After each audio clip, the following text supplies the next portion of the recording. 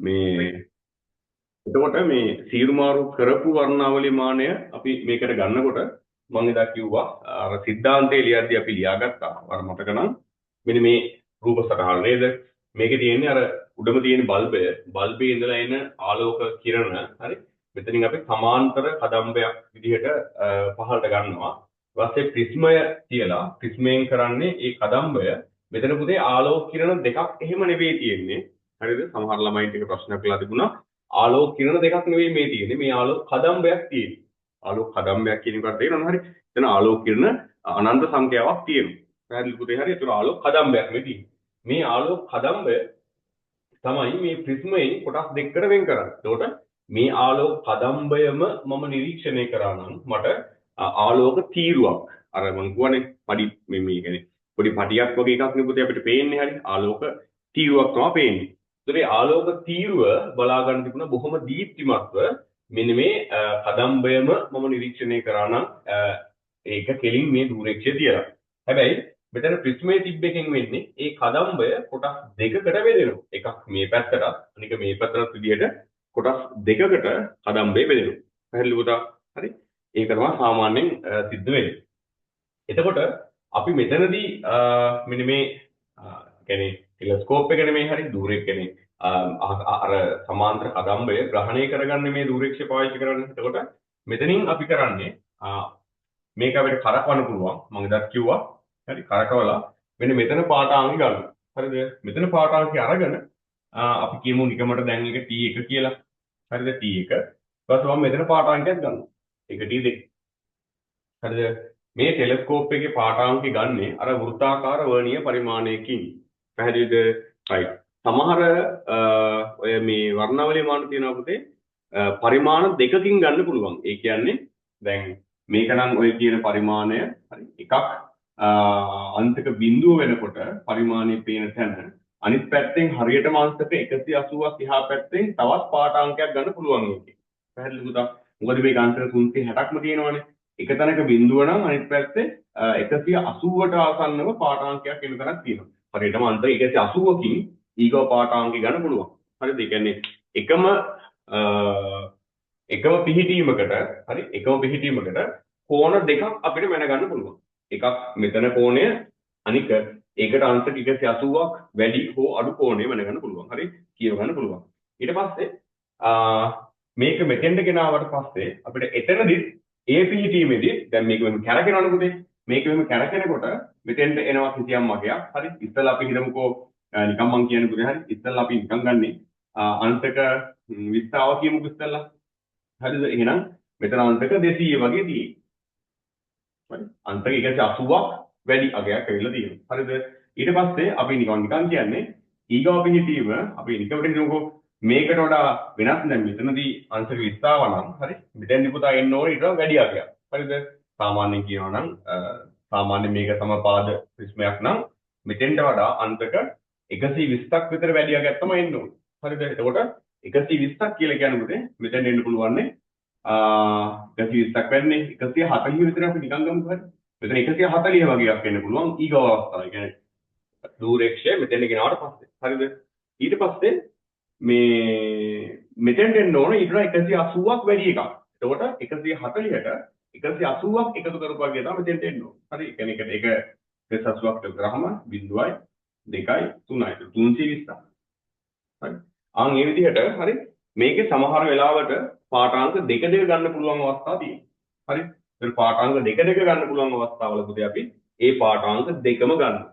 ඒ පාඨාංක දෙකම ගන්නවා. හරිද? ඊට පස්සේ කරන්නේ මෙහෙමයි. ආගන්නකෝ.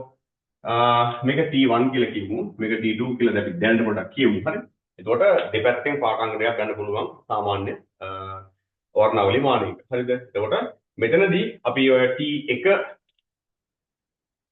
ගන්නවා. හරි T1 ඊට T2 T1ට පාඨාංග දෙකක් තියෙනවා. මෙතන T2ට පාඨාංග දෙකක් තියෙනවා අවස්ථාව දෙකකින්. මොකද 180කින් එහා පැත්තේ තව පාඨාංගයක් පේනවනේ. හරිද? එතකොට මෙයා මෙතනදී මේ දක්වා අරගෙන යද්දී මේ පාඨාංකයේ වෙනස් වීමකට පේනවා අංශක 120ක්. හරිද? මේකෙත් එහෙමයි. මේ පාඨාංකයේ වෙනස් වීමත් අංශක 120ක් වෙනවා. මොකද එකම කෝණ පුතේ කරකවෙන්නේ. ඒතකොට මෙයා අංශක 120කින් වැඩි වෙනකොට මේ පැත්තට අංක 120ක් වැඩි අගයක් තමයි එන්නේ. සරල දෙයක් ඉතින් හරි. right. ඒකින් තමයි වෙන්නේ හරි. එතකොට ඔය තමයි පුතා පාඨාංක දෙකේ කතන්දරේ හරි. ඊට පස්සේ මේකෙදි පාඨාංක ගන්නෙ මෙහෙමයි. පාඨාංක ගන්නකොට මෙන්න මේ දෙක අතර පරතරය. මෙන්න මේ දෙක අතර පරතරය අපි මුලින්ම අයින්. ඒ කියන්නේ මේ පාඨාංකයේ T1 නේ, මේ පාඨාංකයේ T2. ඒතර ওই දෙක අතර වෙනස ගන්න ඕන මුලින්ම. එතකොට T1 පාඨාංකය සහ T2 පාඨාංකය පුතා මේක නෙවෙයි T2. මේක T1, මේ T1ේම අනිත් එක. හරිද? මේක තමයි T2 පුතේ ඈ. වැරදි මං කලින් දැම්ම. හරිද? මේක තමයි T2, මේක තමයි T2ේම අනිත් එක. හරිද? එතකොට T1 සහ T2 පාඨාංග දෙක මේ දෙක තමයි පුතේ අඩු කරන්නේ. හරිද? මේ දෙක අඩු කරලා T1 මෙතන, T2 මෙතන එකකදී අපි මේ දෙක අඩු කරලා ගන්නවා. එතකොට අපිට නම් පුතේ 120ක් එනවා. හරිද? මේකෙත් එහෙමයි T1යි T2යි අනිත් පරිමාණයනුත් අඩු කරලා ගන්නවා. ඒකෙත් 120ක් එනවා. හරිද? ආන් ඒ එන අගයන් දෙකේ මධ්‍යන්නේ ගත්තාම වඩාත් සාධාරණ අගයක් ගන්න පුළුවන් පුතා අපිට මෙන්න මේ කෝණ දෙක අතර පරතරයට. හරිද? ඒක මේ වඩාත් සාධාරණ වෙන්න හේතුව තමයි බැරි වෙලා හරි ඔය උපකරණය හදනකොට හරි මොනවා හරි පුංචි අඩුපාඩුවක් වුණා නම් මොනවා හරි චූටි වෙනසක් වුණා නම් දෝෂයක් ඇති වුණා නම් ඒක නිවැරදි කරගන්න තාම පුතේ මෙතන පරිමාණ දෙකක් අපිට දීලා තියෙනවා. හරිද? එතකොට උපකරණයේ ඇති වෙලා තියෙන මොනවා හරි දෝෂයක් නිසා පරිමාණයේ සිද්ධ වෙන්න පුළුවන් දෝෂ අවම කරගන්න තාම පුතේ අපිට ඔය පරිමාණ දෙකක් දීලා තියෙනවා. ඒක මතක තියාගන්න. හරිද? right. එතකොට ඔන්න අපි පාඨාංග දෙක ගාන ගත්තා. මේකට පාඨාංග දෙකක් ගත්තා. ඉතින් දෙක මේකට පාඨාංග දෙකක් ගත්තා. හරිද? අරගෙන මේ දෙක අඩු කරා 120යි, මේ දෙකත් අඩු කරා 120යි. ඒක ආයතරයක් එකතු කළ දෙකෙන් බෙදුවා 120යි. කියන්නේ T1 සහ T2 අතර පරතර 120යි. හරිද? ඒක 120යි අපි සිද්ධාන්තයේ උගන්වද්දී කතා කරා, ඉගෙන ගද්දී කතා කරා. ඒක 120 නම් ප්‍රිස්ම කෝණය ඒකෙන් භාගයක් කියලා. ඒකෙන් භාගයක් කියලා. හරිද? right. ඒක සමහර ළමයි මගෙන් අහලා තිබුණා සර් කොහොමද ඒක භාගයක් වෙන්නේ කියන කාරණාව. ඒක පොඩ්ඩක් පෙන්වන්න තමයි පුතේ මම මෙතන මේ පොඩි රූපයක් ඇඳලා තියෙන්නේ. ටිකක් පැහැදිලිව පේන්න ඕන හින්දා මෙයාට වඩා ටිකක් ලොකුවට මම මේ රූපය ඇඳලා තියෙනවා. ඒ කෝණ ටිකක් ලකුණු වෙන්න ඕන හින්දා. හරිද? මම ඒකත් ඉක්මනින් කියන්නම්.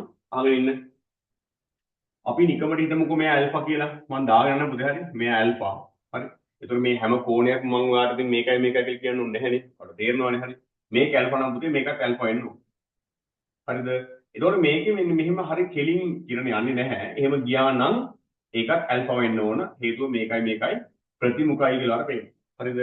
ඒ විදිහටම මේක මම බීටා කියලා කිව්වොත් හරි කෙලින් ගියා නම් පුතා මේකත් බීටා වෙන්න ඕන.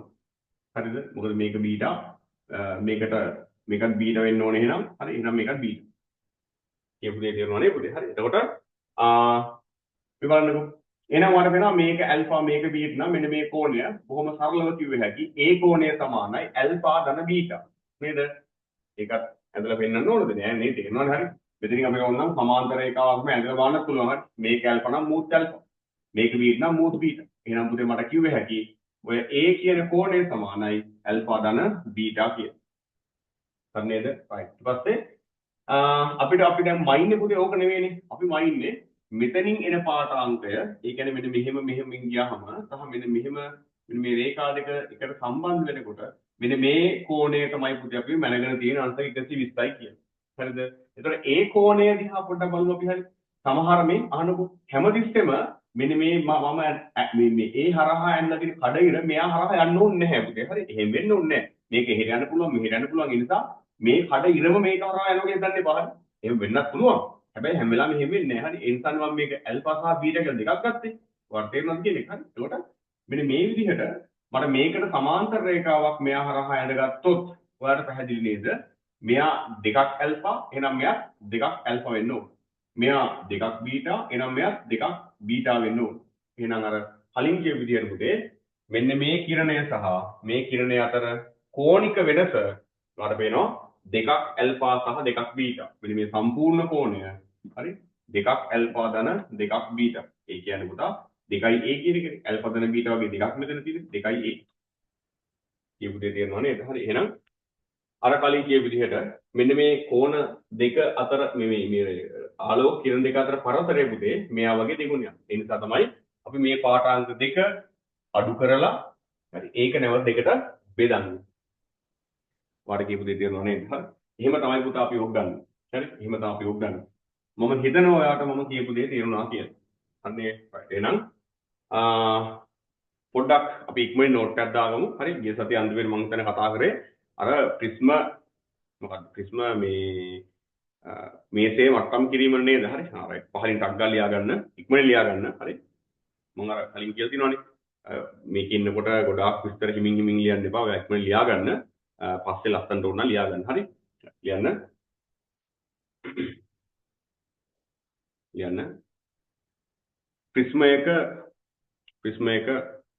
ප්‍රිස්ම කෝණය වරහන් ඇතුලේ වර්තක කෝණය සෙවීම. ප්‍රිස්ම කෝණය නැත්නම් වර්තක කෝණය සෙවීම. හරි. රයිට්. යන්න පහලින්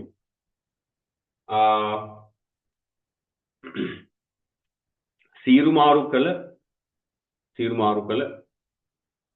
වර්ණාවලී මානයේ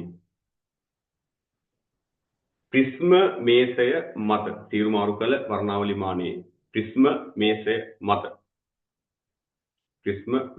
මත වර්ණාවලී මානයේ ප්‍රිස්ම මේසය මත ප්‍රිස්මය තබා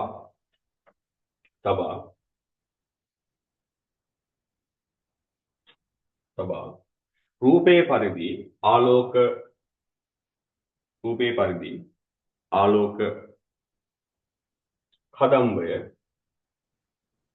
ආලෝක කදම්බය කොටස් දෙකකට වෙන් කරන්න. කොටස් දෙකකට වෙන් කරලා තියෙනවා. පැහැදිලිද? හරි.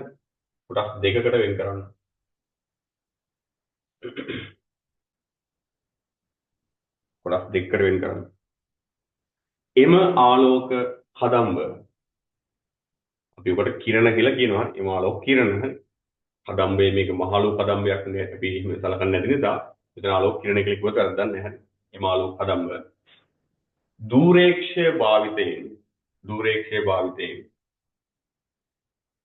දුරේක්ෂය භාවිතයෙන්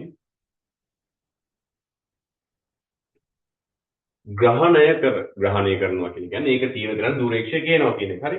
ඒතර හරස් කම්බි මත තමයි පුතේ අපිට ඔක පේන්න ඕනේ. හරි. ග්‍රහණය කරනවා කියන්නේ දුරේක්ෂය අරගෙන ගියාට පස්සේ දුරේක්ෂයේ තියෙන හරස් කම්බි උඩට හරි මෙන්න මේ විදිහට අර ආලෝක තීරුව එන්න ඕන. ඔන්නෝම එන්න ඕන.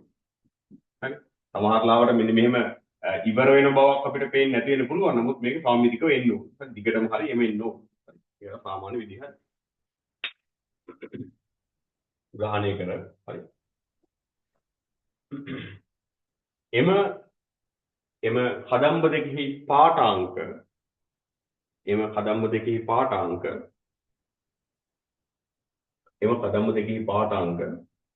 T1 සහ T2 එම කදම්බ දෙකෙහි පාඨාංක T1 සහ T2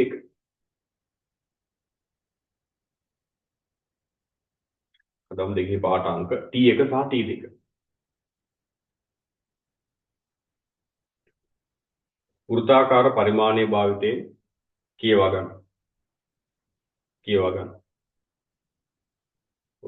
පරිමාණයේ භාවිතයෙන් කියවා ගන්න.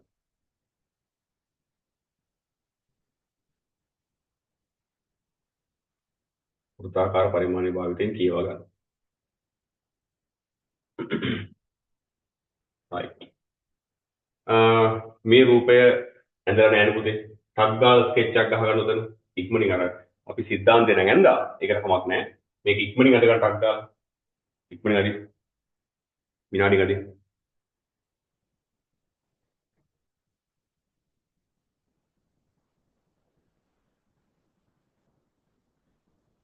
ඉක්මනින් අදින්න ඕක.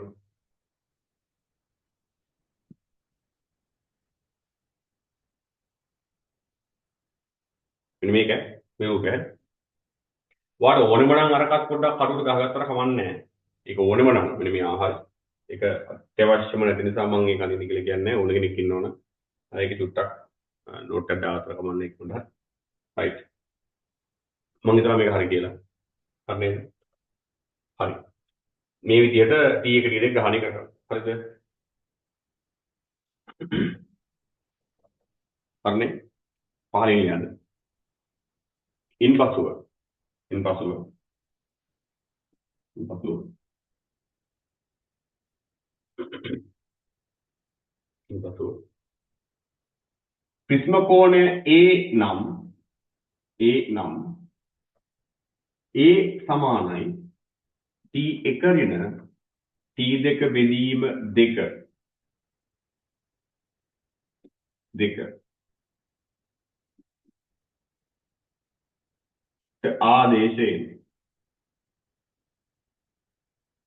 ආදේශයෙන් මේකට ආදේශ කරනවා. හරි.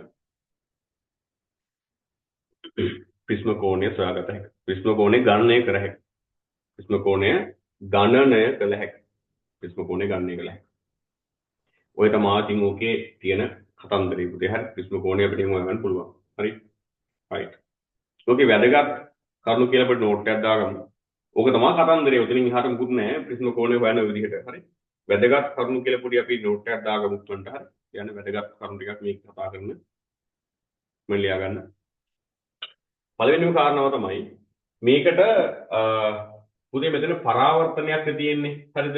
පරාවර්තනයක් සිද්ධ වෙන හින්දා හරි මේකට සාමාන්‍යයෙන් අපි ගොඩක් වෙලාවට පුතා ප්‍රිස්මයක් එක්ක ප්‍රැක්ටිකල් කරනකොට සෝඩියම් ලාම්පුවක් තමයි ගන්න. මෙතන මේ බල්බේ මේ උඩ බල්බේ සෝඩියම් ලාම්පුවක්. හරිද පුතා? ඒක අපි දැන් මේ ප්‍රැක්ටිකල් එකට එහෙම ඕනේ නැහැ. සූත්‍රිකා බල්බයක් වුණත් මේකට ගන්න පුළුවන්. හේතුව තමයි පරාවර්තනයකදී ආලෝකය වර්ණ වලට බෙදෙන්නේ නැති නිසා. හරිද? ඒ නිසා මේකට සූත්‍රිකා බල්බයක් වුණත් මේ වැඩේ කරන්න පුළුවන්. මේ වැඩේට ගන්න පුළුවන්. හරි? යන්න පහලින් යන්න වැදගත් කරුණු යන්න. ඉහත පරීක්ෂණය සඳහා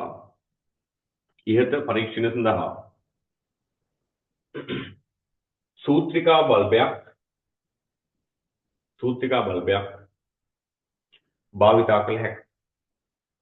භාවිතා කළ හැකියි. මේකට සූත්‍රිකා බල්බයක් නිකන් කියන්නේ බල්බයක් විතර හරි. අර ෆිලමන්ට් එක තියෙන පොඩි බල්බ තියෙන හරි. එහෙම බල්බයක් මේකට ගන්න පුළුවන් කියලා කියන්නේ. මම සූත්‍රිකා බල්බයක් භාවිතා කළ හැකියි. හරි. ඔයාලට විතරක් හේතු කියන්නම්. හේතු තමයි මේකෙන් පුතා ආලෝකයේ පරාවර්තනයලා තමයි මොකද්ද මේ දුරේක්ෂයට එන්නේ. හරි. යන ඊට හේතුව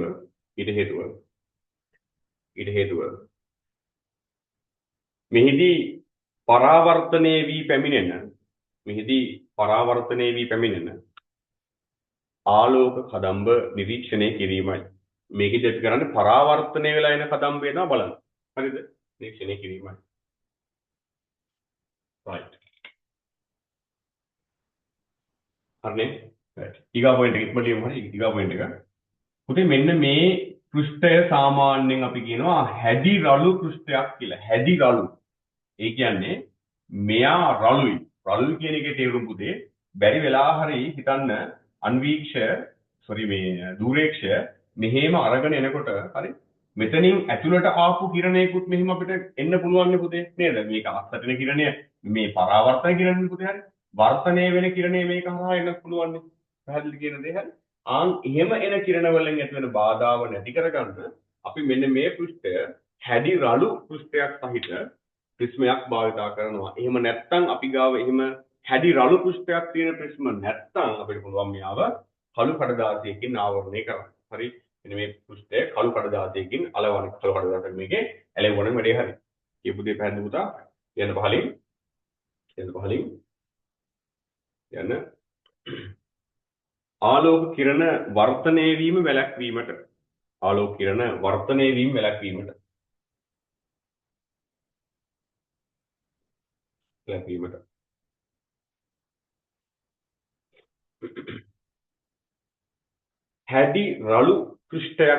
හැඩි රළු පෘෂ්ඨයක් සහිත ප්‍රිස්මයක් භාවිතා කළ හැකියි.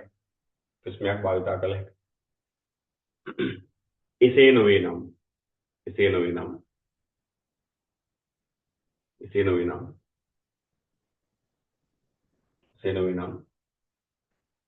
වර්තනයේ වී ආලෝක කිරණ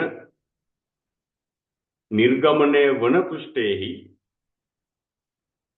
කළු කඩදාසියක් අලවාගත හැකියි. මෙතනින් කළු කඩදාසියක් ඇලෙවුවා නම් මෙතනින් ඇතුළට කියලා දෙන්නේ නැහැ නේ පුතේ හරි.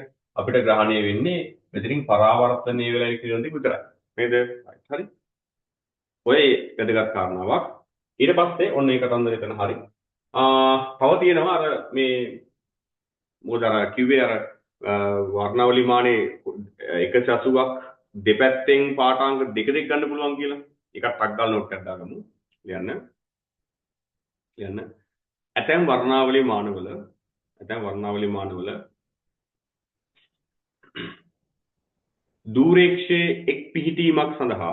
දූරේක්ෂයේ එක් පිහිටීමක් සඳහා ඇතැම් වර්ණාවලි මානවල දූරේක්ෂයේ එක් පිහිටීමක් සඳහා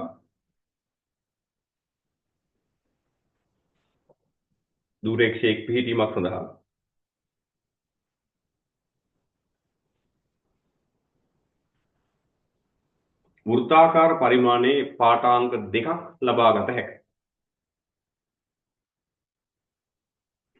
දෙකක් ලබාගත හැකියි.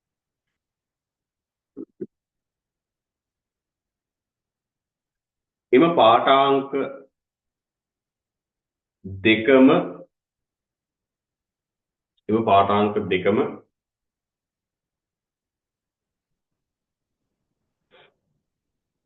ගණනය සඳහා භාවිතා කර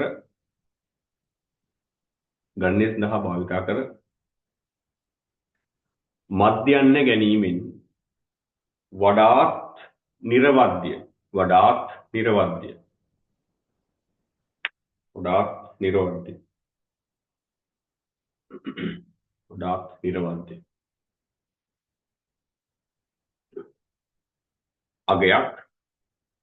වඩාත් නිර්වද්‍ය අගයක් පාඨාංක අතර වෙනස සඳහා ලබාගත හැකියි. ඒ කියන්නේ T1 T2 අතර වෙනසට වඩාත් නිර්වද්‍ය අගයක් ගන්න පුළුවන් කියලා කියන්නේ. හරිද? right. අය මොනවද? right. මෙහා ගන්න. ඒකත් හරි. තව එකක් තියෙනවා මේ ඒ තමයි උදාහරණයක් අපි කිව්වනේ පාඨාංග දෙක අඩු කරනවා කියලා. හරිද? ඒක සාමාන්‍යයෙන් මේ මම මේ කියන දේ කලාතුරකින් වෙන දෙයක්. නමුත් මෙහෙම දෙයක් වෙලා තිබුණොත් පොඩක් බලන්නකෝ මේ. නිකන් හිතන්න දැන් අපි මේ තමයි අපේ ওই වෘත්තාකාර පරිමාණය. හරි? ওই වෘත්තාකාර පරිමාණය හෙල්ලෙන්නේ නැහැ නේ පුතේ. ඔයා දන්නවා වර්නියර් පරිමාණය තමයි මේක උඩින් දුවන්නේ. හරිද? බැරි වෙලා හරි හිතන්න දූරේක්ෂය බිඳුව කියන සීමාව කියන්නේ ප්‍රධාන පරිමාණයේ බිඳුව කියන සීමාව පහු කරලා ගියොත් නිකන් හිතන්නකො මේක බිඳුව කියන සීමාව නම් නිකමට ඔයා හිතන්න මෙතන තියෙන අගය නිකන් හිතන්න හරි මෙතන තියෙන අගය 60යි හරි දැන් මේ දෙක අතර පරතරය මතක T1 සහ T2 අතර මෙන්න මේ දෙක අතර පරතරය මම කිව්වා සාමාන්‍ය 120ක් විතර තියෙන කියලා මතකයිද එතකොට මේක බිඳුව නම් පුතේ මේක 60 නම් එක පාඨාංකයක් T1 විදිහට ගන්න එක T2 කීයද වෙන්න ඕන දැන් බිඳුව වටා 120ක් හැදෙන්න මේක පුතේ කී වෙන්න ඕනද එහෙනම් 60 නම් 300 වෙන්න බෑ නේද හරි මොකද මේ රවුමක් මෙයන්නේ 60ට ගියා ඊට පස්සේ රවුමට ගිහිල්ලා 300යි තව 60කින් තමයි 360 පැහැදිලි කියනද එතකොට මේ පරතරය 60යි මෙන්න මේ පරතරයත් 60යි එතකොට 60 62ක් මේ තියෙන්නේ එහෙනම් මේ පරතර දෙක අතර වර වෙන 62ක් තමයි තියෙන්නේ 120ක් තියෙනවා කතාව හරි 120ක් තියෙනවා හැබැයි අපිට මේ පරතරය හම්බෙන්නේ නැහැනේ අපිට පේන්නේ මෙතනදී පාඨාංකය සහ මෙතනදී පාඨාංකය තමයි අපිට හම්බෙන්නේ වර්මන් කියන්නේ තේරෙනව නේද හරි එතකොට මෙතනදී පාඨාංකයේ විදිහට අපිට 60 හම්බෙනකොට මෙතනදී පාඨාංකයේ විදිහට පුතේ 300 හම්බෙනකොට හරි අපි ඔය දෙක අතර වෙනස ගත්තොත් එහෙම ඔයාලට පේනවද 300යි 60යි අතර වෙනස කියන්නේ 240යි මේ බලන්න 240යි 300යි 60යි අතර වෙනස 240යි කියපු දේ හරිද පුතා එතකොට මතක තියාගන්න පුතේ කවදාවත් මෙන්න මේ වගේ කෝණයක වෙනස 240 වෙන්න බෑනේ මොකද සරල කෝණයකුත් අංශක 180යිනේ ඒ නිසා මේක 240 වෙන්න බෑ ආන් ඒ වගේ වෙලාවට අපි තේරුම් ගන්න ඕන අපිට ලැබිලා තියෙන පාඨාංක දෙක බිඳුව කියන අගය නැත්නම් මේ වෘත්තාකාර පරිමාණයේ බිඳුව පහු කරගෙන දෙපැත්තට ගිහිල්ලා තියෙනවා ඒ නිසා තමයි මේ පාඨාංක දෙක අතර වෙනස අපිට 240 ලැබුණේ. හරිද? ආන් ඒ වගේ වෙලාවට මතක තියාගන්න අපිට ඔය හම්බ වෙන්නේ මෙන්න මේ කොටස නෙවෙයි කොයි කොටසද එහෙනම්? අපිට හම්බෙන්නේ මෙන්න මේ අනිත් කොටස. මේ අනිත් කොටසම හම්බෙන්නේ. මේකනේ පුතා 240. නේද? එහෙනම් මේ කැල හොයාගන්න කොහොමද? ඒ වගේ වෙලාවට. ඔව් 360යි ඔක්කොම ටික නේද? මේ ටික 240 නම් 360න් 240ක් අඩු කරා නම් මෙන්න මේ කැල ගන්න පුළුවන්. හරි නේද?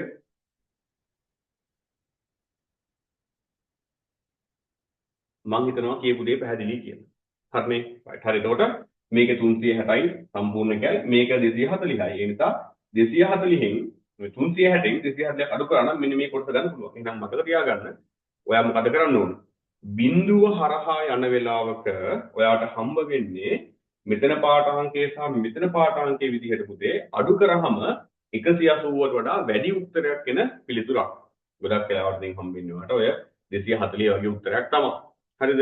ආන් එහෙම උත්තරයක් આવොත් හොඳට මතක තියාගන්න ඔයා කරන්න ඕන එහෙම එකක් වෙන්න බෑනේ පුතේ හරි. ඔයා කරන්න ඕන 360න් අඩු කරා නම් ඔයාට මෙන්න මේ පරතරය ගන්න පුළුවන්. හරිද? right. ඒකත් අප්‍රේල් ලියමු හරි. දැන් ටක් ගාලා ලියන්න වැදගත් පොයින්ට් වල යත්තේ මේක ටක් ගාලා ලියමු ලියන්න. ලියන්න T1 සහ T2 T1 සහ T2 T1 සහ T2 පාඨාංක අන්තරය සඳහා T1 සහ T2 පාඨාංක අන්තරය සඳහා පාඨාංක අන්තරය සඳහා පාඨාංක අන්තරය සඳහා අංශක 180ට වැඩි වරහන් ඇතුලේ 240ක් පමණ 240 වෙන්නේ මේක අංශක 60 වුණොත් පුතේ හරිද ප්‍රිස්ම කෝණේ 60 වුණොත් තමයි ඕක 240 වෙන්නේ නැත්නම් වෙනස් වෙන්න පුළුවන් කොහොම හරි 180ට නම් වැඩි වෙන්න බෑ කියලා කියන්නේ හරිද කියන්න අංශක 180ට වැඩි වරහන් ඇතුලේ 240 ලිව්වේ වරහන් ඇතුලේ එක දැම්මේ හේතුව මේ 240 වෙන්නේ පුතේ මේ ප්‍රිස්ම කෝණයට සාපේක්ෂව ප්‍රිස්ම කෝණේ වෙනස් ප්‍රිස්මයක් ගත්තොත් එහෙම අංශක 45 එකක් ගත්තොත් එහෙම මේක 240 නෙවෙයි. ඔයාලට මම කියන්නේ තේරෙන්නේ හරි. මේක අංශක ගණන් කීයද එන්නේ? 270ක් එනවා. නේද? හරි. නිසා ඒක මතක තියාගන්න ඕනේ. right හරි. එතකොට ලියන්න මම මතක නැහැ අන්තිම ඉවර කරේ කොහොමද කියලා. අයතරක් කියාගන්නම්. අංශක 180ට වඩා වැඩි අගයක් වරහන් ඇතුලේ 240ට වඩා වැඩි අගයක් ලැබුණොත් අන්තරය සඳහා ලැබුණු විට 360න් එම අගය අඩු කර 360න් එම අගය අඩු කර ලැබෙන අගය ප්‍රිස්ම ලැබෙන අගය T1 සහ T2 අන්තරය ලෙස භාවිතා කළ යුතුය. T1 සහ T2 අන්තරය ලෙස භාවිතා කළ යුතුය. right හරි අන්තරය ලෙස භාවිතා කළ යුතුය. right ඕක තමයි පුතේ සම්පූර්ණ කතන්දරේ. එතකොට ඔය ටික ඔයාගාව තියෙනවා නම් ඔයාට ඔය අහන ඔය සම්බන්ධව අහන මොනවා හරි ප්‍රශ්නයකට උත්තර දෙන්න පුළුවන් පැහැදිලිව අවුලක් වෙන්නේ නැතුව. හරිද? එහෙනම් අදට කතාව උදේ නවත්තනවා. හරි. ඊගොඩ දවසේ අවුරුදුනේ නේද? හරි. ඊගොඩ දවසේ නම් බොහෝ දුරට පන්තියේ නයිට් ක්ලාස් එක කරන්න වෙන්නේ නැති වෙයි. අපි කියන්නේ මේක හරි කරන්න වෙන්නේ නැති වෙයි. ඊට පස්සේ දවස් වල අයිතරක් සාමාන්‍ය දේ කරනවා පුතේ. හරි. ඒ නිසා ඊගොඩ සතියේ ක්ලාස් එක කරන්නේ අපි. ඊට පස්සේ අයිතරක් තියෙන ප්‍රැක්ටිකල් ටික මෙහෙම කරගෙන යනවා. මොනවා හරි අවුල් තියෙනවා නම් චුට්ටක් කියන්න සංශෝධනය වෙන තැන් තියෙනවා නම් පොඩ්ඩක් කියන්න අඩුපාඩු මොනවා හරි වලට මොනවා හරි තියෙනවා නම් පොඩ්ඩක් කියන්න අපි ඒක හදාගෙන ඉස්සරහට වැඩේ කරගෙන යමු එහෙනම් අයිබෝන් ඊගොල්ලෝ ක්ලාස් එකේ හම්බෙමු. හරිනේ?